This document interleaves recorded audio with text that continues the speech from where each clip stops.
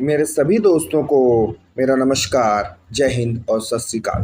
दोस्तों, कला के प्रैक्टिस सेट की सीरीज़ को जारी रखते हुए आज के वीडियो में भी हम कला का एक प्रैक्टिस सेट लेकर आए हैं। इसमें आप सभी का स्वागत है। दोस्तों, वीडियो देखने के साथ-साथ इसे लाइक, शेयर और सब्सक्राइब भी किया करें। निम्नलिखित मूर्तिकारों के कॉलम के अनुसार सही क्रम का चयन करें। ऑप्शन है रजनीकांत पांचाल, अमरनाथ सहगल, शंकु चौधरी, गिरीश भट्ट। बी अमरनाथ सहगल, रजनीकांत पांचाल, शंकु चौधरी और गिरीश भट्ट। सी शंकु चौधरी, रजनीकांत पांचाल, अमरनाथ सहगल, गिरीश भट्ट। डी गिरीश भट्ट, शंकु चौधरी, अमरनाथ सहगल और रजनीकांत पांचाल। इनमें से सही क्रम आपको बताना है। तो इनका सही क्रम होगा मूर्तिकारों का ऑप्शन डी सही है। गिरीश भट्ट, शंकु चौधरी, अमरनाथ सहगल और रजनीकांत पांचाल। मोहनजोदड़ो से प्राप्त नर्तकी की प्रतिमा किसकी बनी है? या मोहनजोदड़ो से प्राप्त नर्तकी की प्रतिमा बनी है? प्रश्न है पीतल, कांसे, तांबे और टीन से। तो दोस्तों, जो मोहनजोदड़ो से प्राप्त नर्तकी की प्रतिमा है वो कांसे से बनी है। किससे बनी है? कांसे से। अगला प्रश्न है हुमायूं का मकबरा किसने बनवाया था? या हुमायूं के मकबरे का निर्माण किसने करवाया? ऑप्शन है अकबर, बाबर, जहांगीर और शाहजहां। तो बताइए आप लोग, हुमायूं के मकबरे का निर्माण किसने कराया? चार ऑप्शन हैं अकबर, बाबर, जहांगीर और शाहजहां। तो इनमें से हुमायूं के मकबरे का निर्माण अकबर ने कराया था। अगला प्रश्न है कीर्ति स्तंभ कहाँ स्थित है? बताइए बीजापुर में, जयपुर में, ग्वालियर में और चित्तौड़गढ़ में। ये चारों ऑप्शनों में से आपको बताना है कि कीर्ति स्तंभ कहाँ स्थापित है। कहाँ पर है कीर्ति स्तंभ? तो कीर्ति स्तंभ जो है वो चित्तौड़गढ़ में स्थित है। हेनरी माथिस किस वाद का कलाकार था? प्रश्न एक बार फिर से देख लिए। हेनरी माथिस किस वाद का कलाकार था? ऑप्शन है घनवादी, अति यथार्थवादी, प्रभाववादी और फाववादी। तो इन चारों में से आपको सही ऑप्शन बताना है कि हेनरी माथिस किस वाद का कलाकार है।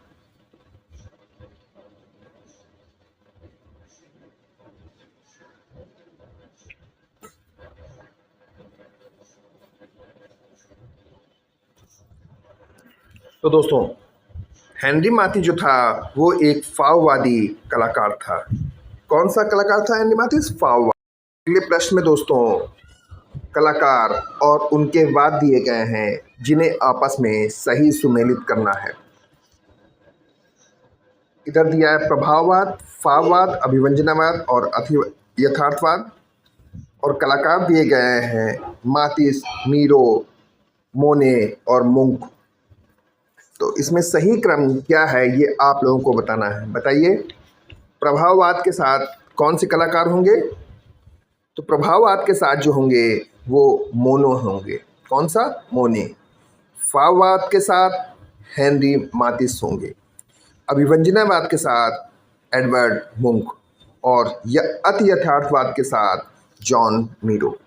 एक बार फिर से देख लीजिए सही क्रम।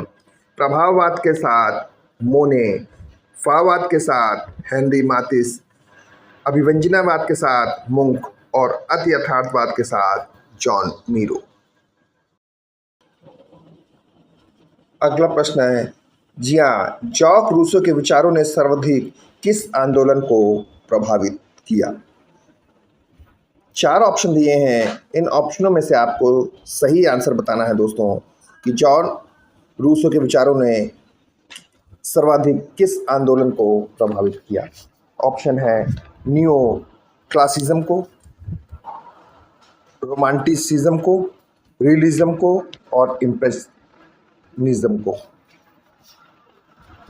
बताइए इन चारों में से किस ऑप्शन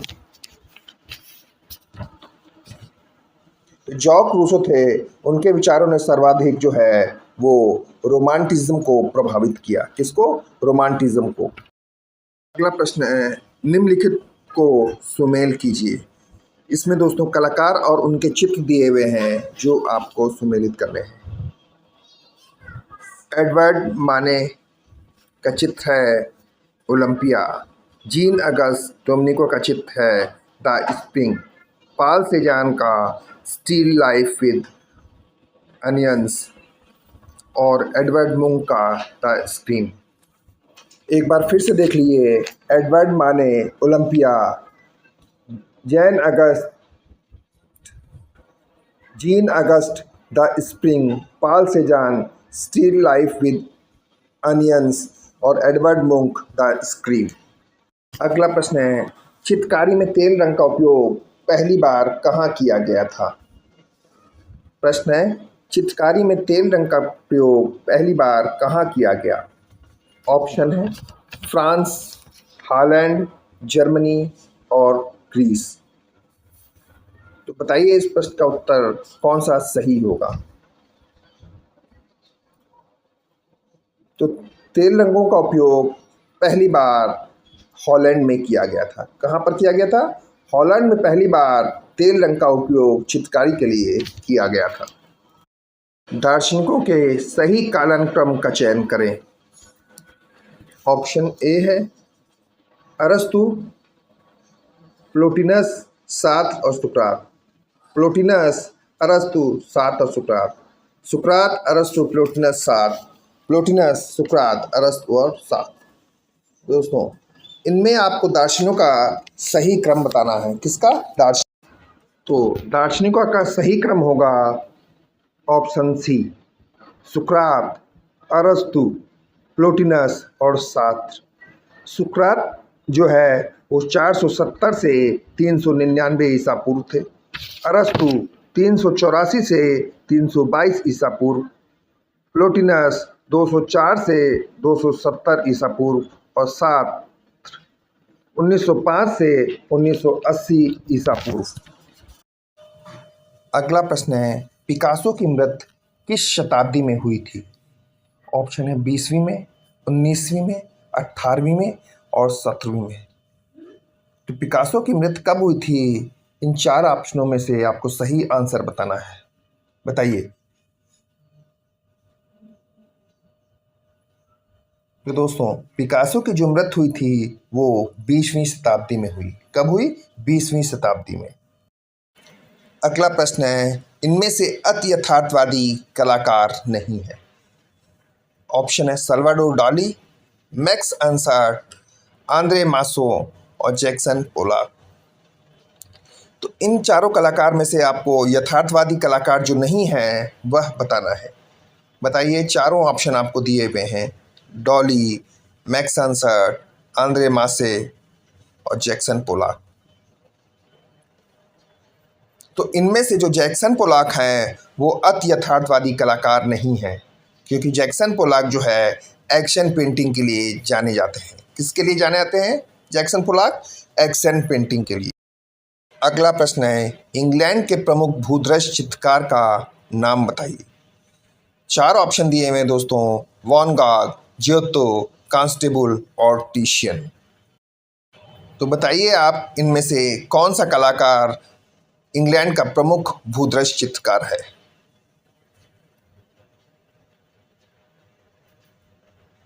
तो जॉन कांस्टेबल जो हैं वो इंग्लैंड के प्रमुख भूदृश्य चित्रकार हैं। कौन है इंग्लैंड के भूदृश्य चित्रकार? John constable. अगला प्रश्न है, ऑप्टिकल मिक्सचर किस आंदोलन से संबंधित है? ऑप्शन है प्रभाववाद, बिंदुवाद, यथार्थवाद और प्रतीकवाद। तो बताइए ऑप्टिकल मिक्सचर किससे संबंधित है?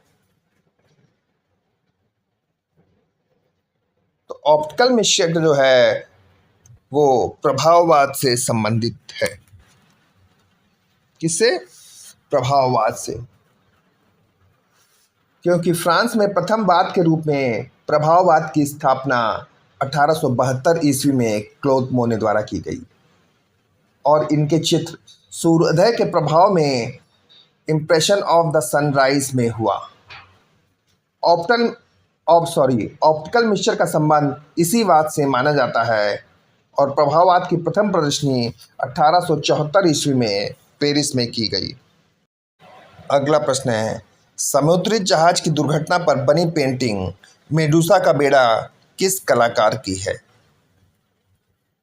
या ये भी पूछ सकते हैं, मेडूसा का बेड़ा किसका? मेडूसा का बेड़ा किस वाद का चित्र है?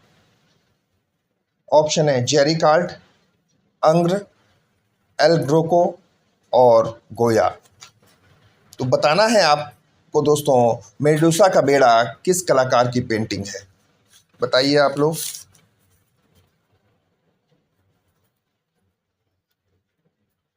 तो समुद्री जहाज की दुर्घटना पर जो फिल्म बनी है मेडूसा का बेड़ा, उसके कलाकार जेरी कॉल्ट है। कौन है? Jerry Colt. और यह चित्र रोमांसवाद का है। किस बात का है चित्र? रोमांसवाद का। अगला प्रश्न है दोस्तों, ऑन्दिलो रैंदो किस बात से जुड़े कलाकार है? प्रश्न है, ऑन्दिलो रैंदो किस बात से जुड़े कलाकार है? ऑप्शन है प्रभाववाद, प्रतीकवाद, उत्तर प्रभाववाद और नेत्री कला। तो दोस्तों, जो ऑन्दिलो रैंदो हैं वो प्रतीकवाद से जुड़े कलाकार हैं। किससे जुड़े कलाकार हैं? प्रतीकवाद से। ब्लू राइडर नाम के नव आंदोलन की पहल किस कलाकार ने की? प्रश्न एक बार फिर से देख लीजिए। ब्लू राइडर नाम के नव आंदोलन की पहल किस कलाकार ने की? ऑप्शन है पिकासो, सल्वाडोर डाली, कांडिस्की और जॉन मीरो। तो इनमें से आपको सही आंसर बताना है इस प्रश्न का क्या होगा।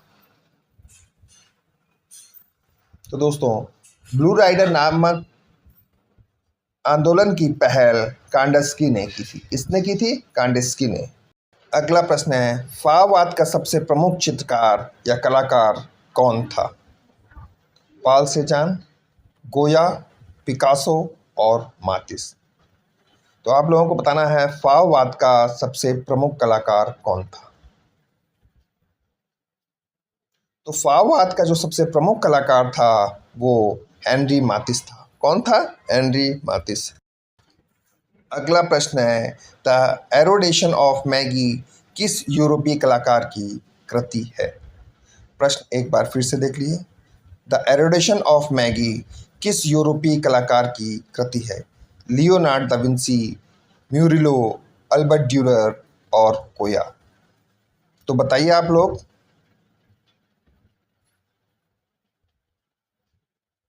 तो द एरोडेशन ऑफ मैगी जो है वो लियोनार्ड दा विंसी की कृति है। किसकी कृति है? लियोनार्ड दा विंसी की। इसी तरह द ट्रिनिटी जो है मैसाचियो का प्रसिद्ध चित्र है। कैट्स ऑफ पैराडाइज लोरेंजो गिबेटी का चित्र है। अगला प्रश्न है, विख्यात कलाकार गुस्ताव कुर्बे किस कला आंदोलन से प्रभावित थे? ऑप्शन है आध्यात्मिक कला, अति यथार्थवाद, यथार्थवाद और अभिव्यक्तिवाद। तो बताइए आप लोग। तो दोस्तों, गुस्ताव कुर्बे जो है यथार्थवाद आंदोलन के प्रमुख कलाकार थे।